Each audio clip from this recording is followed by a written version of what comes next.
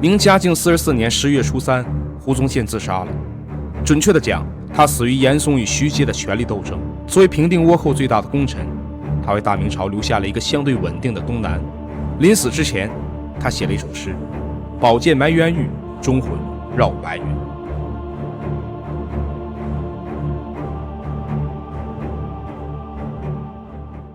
明正德7年，胡宗宪出生在安徽绩溪一个富裕家庭。龙川胡氏是当地有名的士族。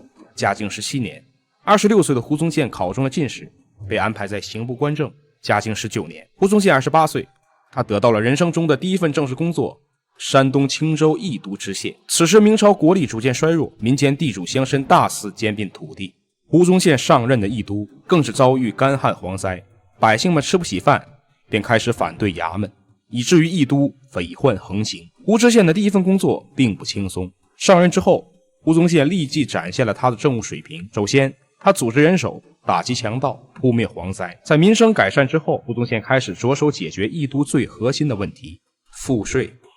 在一条鞭法正式推广之前，明朝各地的税赋很难收缴，原因在于：一是这些乡绅地主们形成了利益群体，虽然利益的范围只在县一级，可当地的主政官员多是由明朝中央外派。初出茅庐的胡宗宪正是遇到了这些难缠的对手，而且他也不清楚这些地主老爷们是不是有着某些神秘的关系。一旦强硬，刚刚得到的官位就有可能不保。所以胡宗宪在思考之后，采用了一种特殊的方法。他和其他县官一样，上任之初便宣布了全县缴纳赋税的时间。和以往一样，到了日期，这些大户们并没有来缴税，这是意料之中的事情。但不同的是，胡宗宪并没有派人下去追缴。当地的大户们很疑惑，他们有些看不透这位新来的知县大人，难道是他忘了，还是有什么新政策？就在这些地主老爷们不解的时候，胡宗宪突然走出衙门，发出通知，要请这些乡亲父老们吃饭，他要用人情去裹挟。这些地主当然也知道这有可能是一场鸿门宴，可朝廷请客吃饭，哪有不去的道理？饭局开始了，胡宗宪与这些人促膝长谈，没有一点架子。眼看酒过三巡，胡知县却连一句赋税的事情都没提。这时候突然跑过来一位县衙小吏，对胡宗宪说道：缴税期限已至，该当如何？胡宗宪这才恍然大悟：县也，我忘之。随后又笑道：民其幸我耶，姑死来日。也就是说，既然大家这么给我胡某人面子，今天就算了，我的酒你们可喝了，各位应该自觉。就这样，到了第二天，当地赋税问题轻松解决。此时的胡宗宪虽然是一位政治新人，但其所展现的胆识心机却十分老练。他并不是像海瑞一样刚强的人，而是一个很会察言观色、揣摩心意的人。换句话说，胡宗宪做官并不循规蹈矩，而是讲究方式方法。当年的青州府志里有句话：民且畏且感，疏则备之。百姓既畏惧他，同时也感激他，恩威并施，就是胡宗宪的为官之道。嘉靖21年4月，做了2年县令的胡宗宪收到了一个噩耗，他的母亲去世了。按照制度，他需要回家丁忧，为母亲守孝。可2年之后，他的父亲也去世了。就这样，胡宗宪在老家整整守孝5年。到了嘉靖27年，胡宗宪起复，被任命为余姚知县。这里临海贸易发达，地方势力要比义都更加复杂。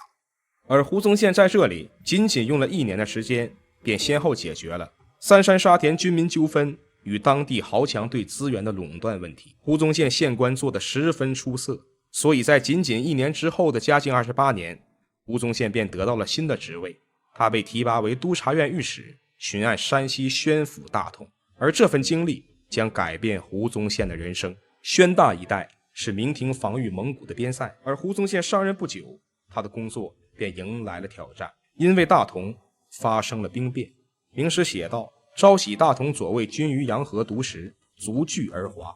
自嘉靖21年蒙古俺答汗成为右翼3万户的领主之后，他就开始组织力量侵犯明朝边境。而明朝的守军军纪废弛，武官腐败，甚至贪污军饷，久而久之，不少军队为了反抗上层，兵变时有发生。这一次的事件源于前任宣大总督翁万达上书朝廷，要将大同的一部分军队上提到毒食洋河，驻地要更加靠前。如果此时我们翻开史书，1年之后的嘉靖29年就是庚戌之变，蒙古大军将濒临紫禁城，这就是胡宗宪面临的局势，他要奉命解决此事。可胡宗宪没有带一兵一卒，他单人单马奔赴大同左卫军营，面对几乎剑拔弩张的士兵，胡宗宪一个小小御史竟敢独闯龙潭。当时他的同僚们都以为他疯了，认为胡宗宪在以死博忠名。兵变的焦点无疑是迁徙令，胡宗宪对士兵承诺，朝廷将取消此令。明史记载，宗宪单骑未遇，许勿喜，乃定。胡宗宪并不知道朝廷会取消军事变动，这是他单方面许诺的。他不仅攻了士兵们的心，而且攻了嘉靖皇帝的心。因为此前的多数兵变都会发生流血事件，士兵杀官员，最后闹到朝廷，影响极其恶劣。嘉靖皇帝号称以孝治天下，自比汉文帝，他当然不希望前线再次发生这种事情。事后朝廷也确实取消了迁徙令，而胡宗宪通过这样一件事走进了皇帝的视野。在嘉靖的心中，这是一个既有手段又有权谋，同时简在帝心的人。在土木堡之变之后，大批量的武勋都已经死亡的情况下，嘉靖皇帝十分需要这样一个人。所以在4年之后，嘉靖33年，胡宗宪被派往浙江，在这里他将完成他这一生中唯一的使命。这些年来，胡宗宪见到了无数明朝百姓倒在了蒙古人的铁骑之下，前线的刀光剑影也打磨了他的心智。作为一个名门出身、自有文武兼修的人，胡宗宪需要建功立业的机会，所以在就任前，他说了这样一句话：谋此行，不勤王直须海境东瓯，事不回京。其实倭患是明朝由来已久的问题。14世纪初叶，日本进入南北朝分裂时期，常年的战乱导致大批日本武士与商人破产，这些人统称为日本浪人。由于在日本国内无法生存，浪人在一些日本封建主的支持下，开始到中国沿海地区进行走私和抢劫的海盗活动，倭寇由此而来。时间来到明朝初年，倭寇对明朝沿海省份的侵扰愈演愈烈，倒寇倭夷再出没，城建折附按剽掠，沿海居民患苦之。洪武2年，寇数侵略苏州、崇明，杀掠居民，劫夺货财，明朝沿海饱受折磨。直到1419年，辽东总兵刘江在望海倭战役中大获全胜，日本倭寇便不敢进行大规模的侵扰。时间来到嘉靖时期，明朝国力下降，海防崩坏，同时日本国内进入战国时代，时局更加动荡，倭寇问题便又严峻起来。1547年9月，嘉靖皇帝任命朱绾为浙江巡抚，统筹抗倭问题。赤膊司被取消之后，外籍商人想要与明廷进行贸易，只能通过与沿海的土匪豪强走私。但是为了防止出现例如赖账、肆意压价等不正当的商业行为，外籍商人通常会进行武装，这些商业交易便逐渐演变成了走私劫掠活动。朱绾上任之后，采取渡河船、盐保甲、搜捕奸民的策略，而且他通过调研发现，多数的倭寇都是中国人，所以在朱绾的禁海策略指导下，明朝军队获得了几次胜利。但仅3年之后，朱绾被人弹劾，在家中服毒自尽。公元1554年，胡宗宪来到了浙江，在这里他将完成他此生唯一的使命——抗倭。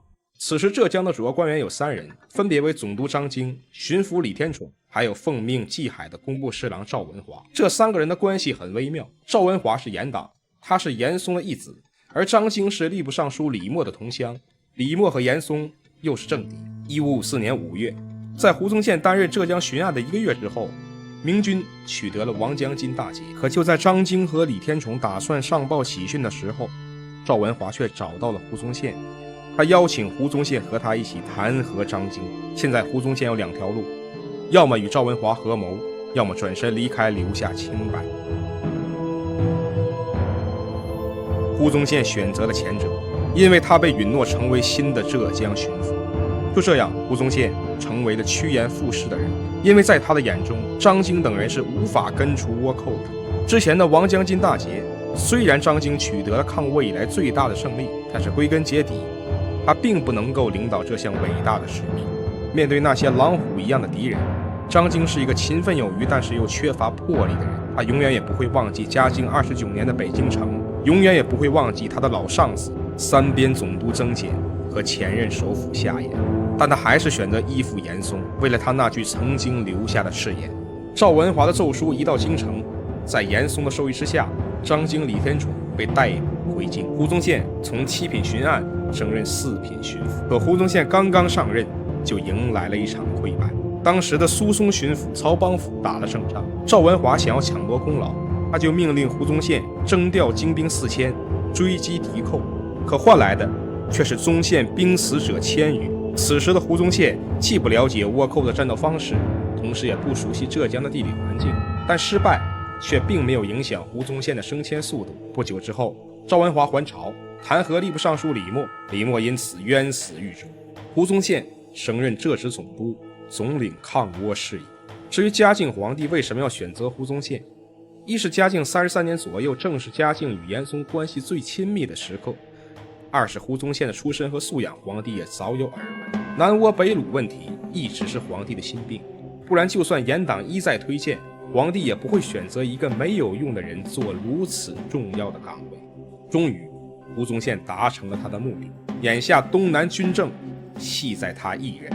上任之后，他便开始着手解决2个棘手的问题，首先便是军费。此时明朝国力日益衰弱，而嘉靖皇帝又大兴土木，大肆修建宗教场所，抗倭粮饷严重短缺。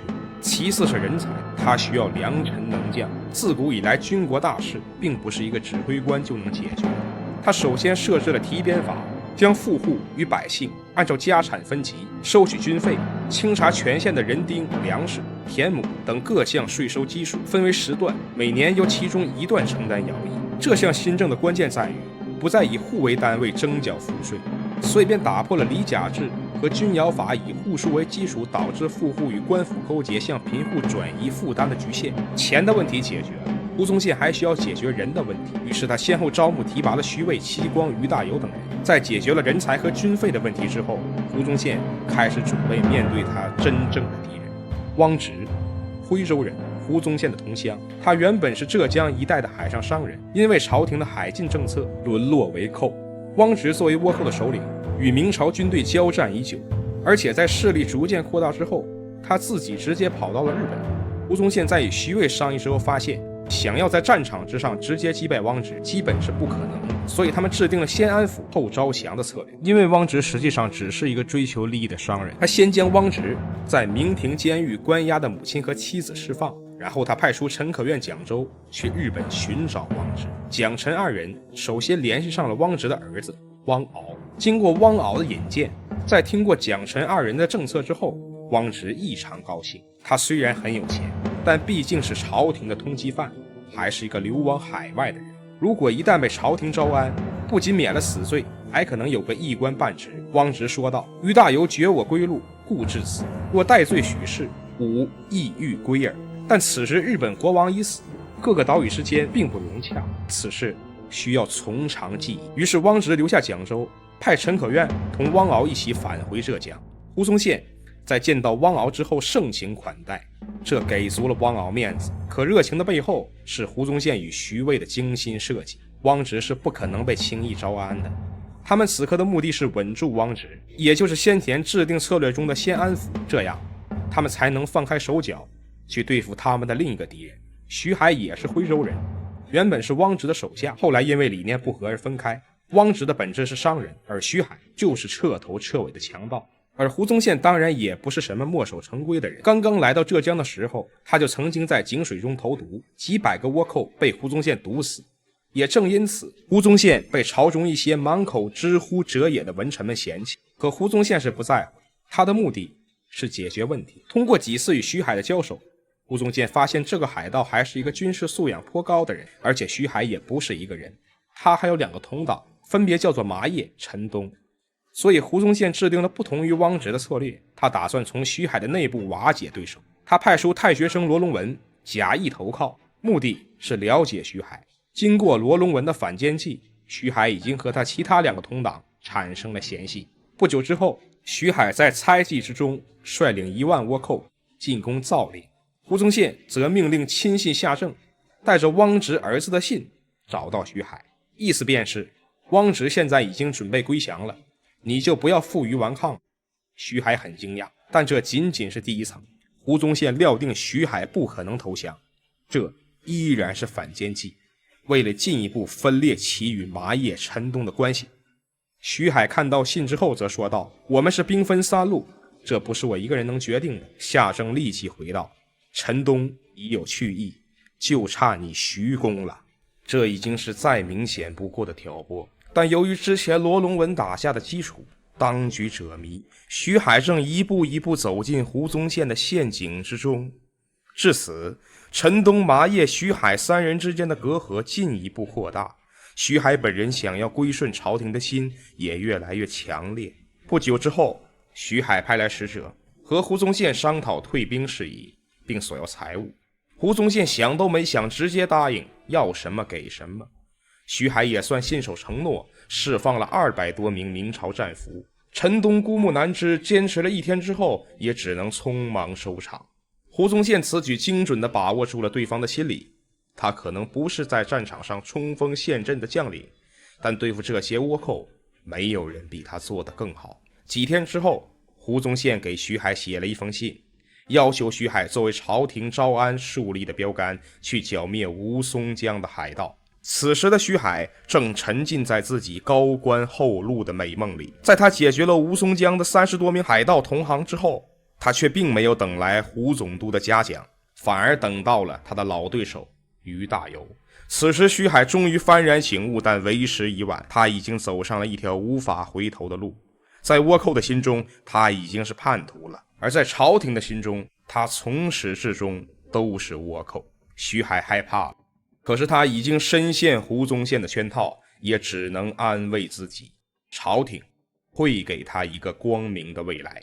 于是为了活命，他将弟弟徐弘作为人质，并献上自己平日佩戴的飞鱼冠、肩甲、名剑以及各式各样的奇珍异宝。看着徐海献上的贡品，胡宗宪却下了一道让于大猷放走徐海的命令。因为现在徐海已经彻底成为了胡宗宪的一枚棋子，他还需要徐海做更多，他还要用这枚棋子盘活整个东南沿海。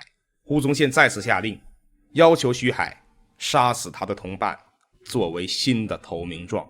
徐海的效率依然很高，麻叶被徐海送给了胡宗宪，胡宗宪也给了麻叶一个活下去的希望，要求麻叶写一封信给陈东，让陈东杀了徐海。可这封信却并不是送给陈东看的，反而是送给徐海的。他在给徐海施压，因为徐海作为一个成名已久的海盗，纵使进了胡宗宪的圈套，他断然是不甘心的。而且他与陈东一向关系不错，胡宗宪的意图就是告诉徐海，你并不是我唯一的选择。徐海愤怒了，这么多年来，他第一次体会到了什么叫做人为刀俎，我为鱼肉。此时徐海的2个小妾起到了关键性的作用，他们消除了徐海的顾虑，对徐海说，胡宗宪的路才是正道，难道他们要一辈子做见不得光的人吗？徐海做出了决定，他设计降服了陈东，准备带着陈东向胡宗宪投降。可与此同时，胡宗宪却派出了一支部队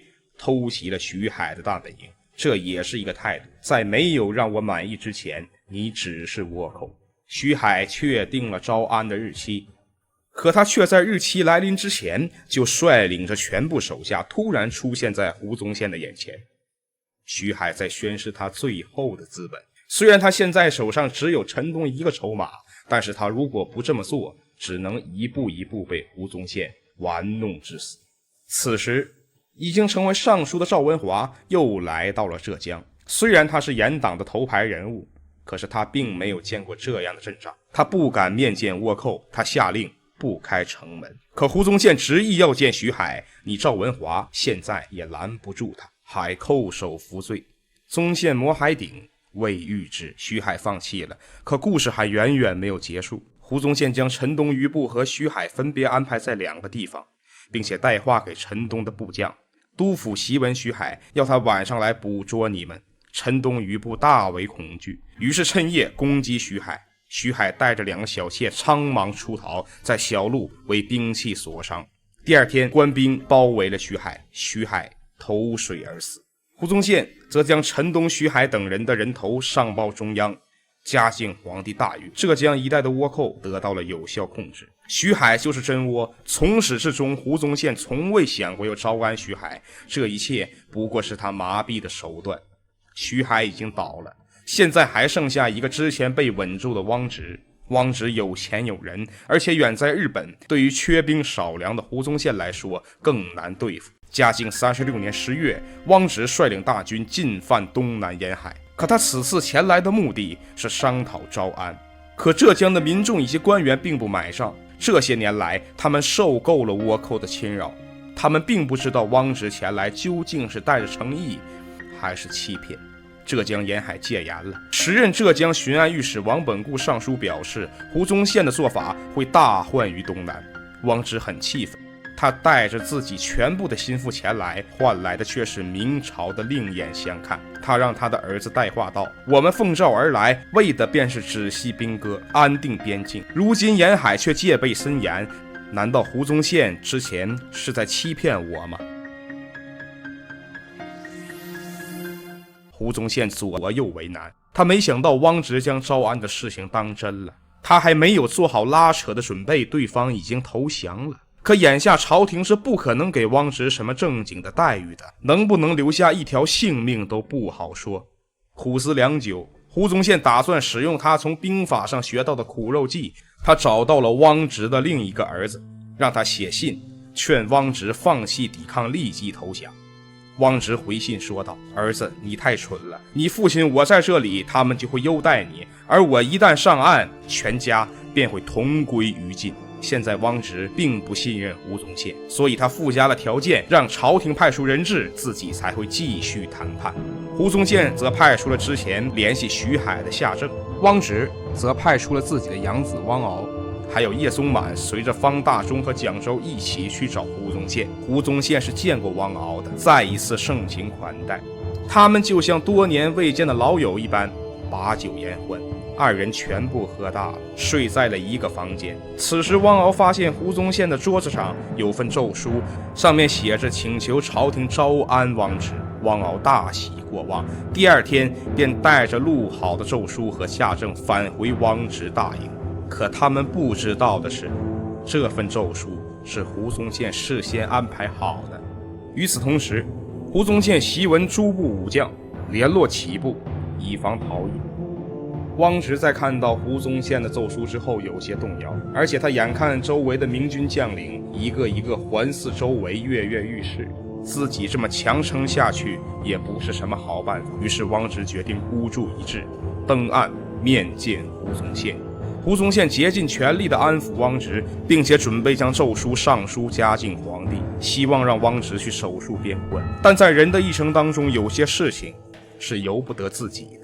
虽然在胡宗宪这里，汪直已经招安，但在朝廷，大多数人并不认为这样是正确的做法。结果就是汪直在到了杭州之后，之前上书过的王本固直接将汪直关进了监狱，而社会舆论也说胡宗宪是接受了汪直等人的贿赂。胡宗宪没有办法，再坚持下去也是徒劳，明哲保身是他唯一的选择。第二年，汪直被问斩。汪直临死之前留下遗言：死无一人，恐苦两浙百姓。至此，浙江沿海大乱10年。1558年4月，赵文华倒台，胡宗宪为了保住地位，向嘉靖帝供上一只白鹿，大获圣心，不仅没有受到牵连，反而加官进爵。1559年3月，于大猷被捕入京。此前朝中盛传，倭寇南下进入福建是由于胡宗宪与倭寇串通，胡宗宪则是怀疑同为福建籍的于大猷泄密，加上于大猷为人处事并不圆滑，不被严党所起。但是于大猷又通过陆炳的关系向严世蕃行贿3000两黄金，得以免除死罪，发配大理。同年年中，汪敖率领部队从舟山突围，随后开始进攻福建。此外，同年8月，江北的倭寇被总兵卢唐、副总兵刘显等人消灭。1561年夏，戚继光取得台州大捷。同年，浙江总兵卢唐消灭浙江温州、宁波等地的倭寇，浙江沿海倭寇终于平息。而在倭寇平息的同时，首辅严嵩致仕。11月份，胡宗宪被捕入狱。嘉靖皇帝念其抗倭功绩，说道：胡宗宪并不是严党，不要因为他给我贡献祥瑞，你们就弹劾他。胡宗宪因此免于一死，削职为民，返回原籍。1565年10月，胡宗宪再次被捕入京，随后在狱中自杀。因御史汪儒在查抄罗龙文家产时，发现了一份胡宗宪和严世蕃联络的信件，以及当年为了招抚汪直伪造的圣旨。胡宗宪再次下狱，自辩无果之后自杀身亡，死前留下绝命诗：宝剑埋冤狱，忠魂绕白云。这就是胡宗宪的一生。名门之后，28岁出仕，53岁身死狱中。在严嵩致仕以后，他失去了靠山，凭借嘉靖皇帝的圣眷，暂且免于一死。但是徐阶上台之后，不可能不清算他这位曾经统领东南并且行贿受贿的总督。原本在嘉靖皇帝和胡宗宪的配合之下，这段历史很可能成为一段广为流传的君臣佳话，但却由于种种原因，佳话最终变成了悲剧。纵观胡宗宪领导的抗倭战争，他克服了地方财政困局，摆脱中央干预，统领东南。而且在抗倭过程当中，所有出彩的文臣武将，除了于大猷之外，都是胡宗宪亲自发掘提拔，最后功成名就，青史留名。而且实际上，如果不是胡宗宪的决策，戚继光的戚家军也早早就会因为募兵制度的问题而胎死腹中。而且胡宗宪一开始就针对不同的敌人制定了严格的平倭方略，因为王本固杀死汪直而被迫流产，才与倭寇势力全面开战。但是他依然能够有效地组织军队，统领全局，最后取得胜利。可就是这样一个人，最后却在狱中自尽，难免会让人唏嘘。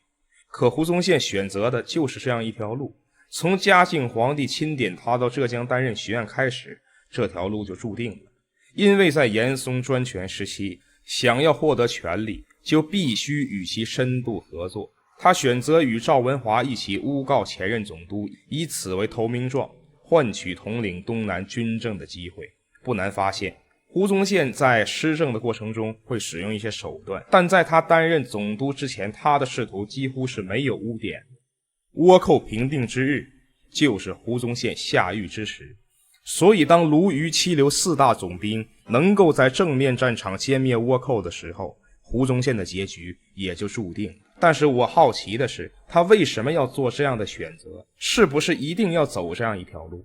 以胡宗宪的智慧以及他深谙的为官之道，就算不寻找严嵩这个所谓的靠山时，在嘉靖朝通过正常的升迁，也能换来不错的职位和名声。所以我更愿意相信，就在嘉靖皇帝一纸调令将他调往浙江担任这个所谓的牵制天下首目的巡按的时候，他就已经做出了决定，那就是无论用什么方法，他都必须要根除倭寇，哪怕是要选择一条死路。所以他才会立下谋此情，不擒王直、徐海进东瓯，誓不回京的誓言。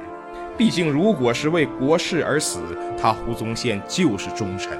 而且纵观整个中国古代社会，有这样思想的人士也并不在少数，更何况胡宗宪还是一个家世显赫且亲身经历过山河破碎的人。他去选择自亏气节，走谋国不谋身的路也并不奇怪。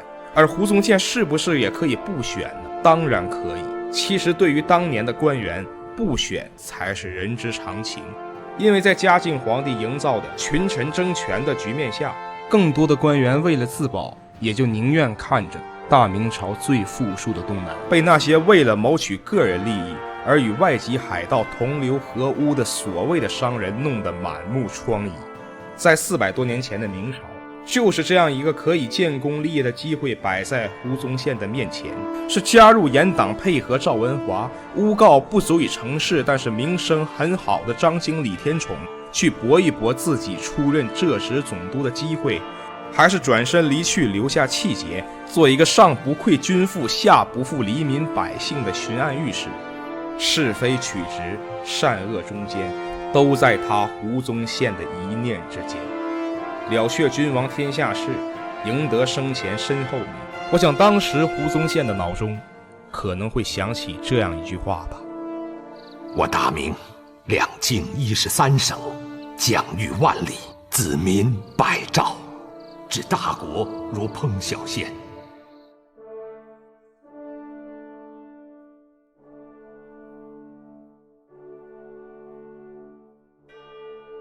以上就是本期视频的全部内容了。如果您喜欢，可以点赞加关注，感谢各位观众的支持。